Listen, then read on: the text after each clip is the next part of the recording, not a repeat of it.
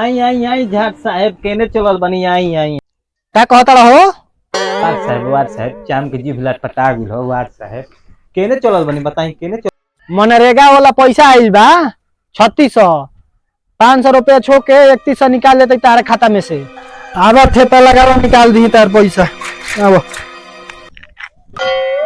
ए हई पोथी पता मत देखाओ तहार पैसा हमारा भी कैसे आई हो तहार मनरेगा का पैसा हमारा खाता पर कैसे आई वो हमार पैसा हो हमार सार भेजल बा विदेश कमाला ससुर कमाला नु भेजल बा तहार पैसा कैसन हो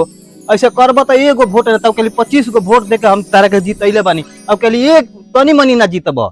तहार पैसा कैसन हमार पैसा एको वोट अब के देम ना अब के लिए जीतबो तो बना हम बता देतानी।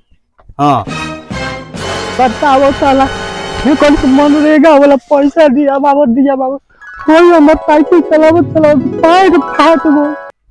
जाए नाती हमार पैसा रखबो तारा रोसी ना जा जा तनी रखो अपन पैसा ना आवल ले लो मनरेगा के पैसा ले बनू ले लो आव।